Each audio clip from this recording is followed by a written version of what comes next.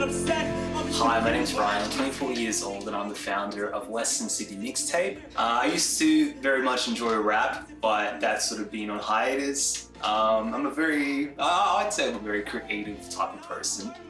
Western City Mixtape started with the intention of giving bedroom artists a stage and an audience. Awesome. Okay, so the next act is another dear friend of mine. Her name is Super Sapora, and she's going to bless us with her music, with her band. Events like these live and die through word of mouth. So if people are talking about them, the events are thriving. If people stop talking about them, then people stop going, and events like these, they decease. I believe there is a collective of creatives in Western Sydney that all want the same thing, to create a scene that is comparable to that of the scene in the inner West.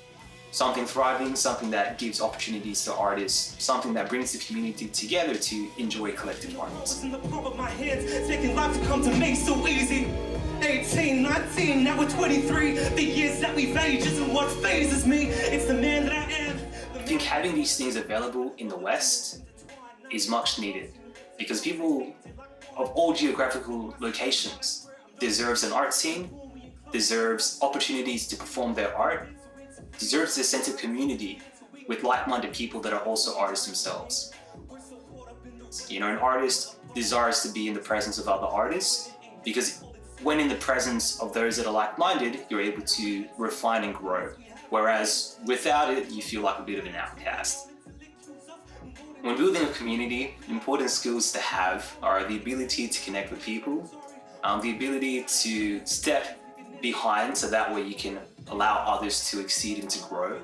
A dear friend of mine, Kuya Dave, he told me a great leader sets up other people in order to one day take his position. If you're looking to build your own community, identify whether there's a need for it. You don't want to be building something where there's one already down the road, or there's one in the next suburb over. But it becomes very toxic when the ego comes in play and when you're in a constant state of competition. If you find that there's nothing and that there's a high demand for these kinds of things, jump on, be that person. I'd say that events are not for the faint of heart. A movement can only be as strong as the people that are behind it. It's not a one-person show. One person cannot push these things by himself. And I can't believe I fell in love.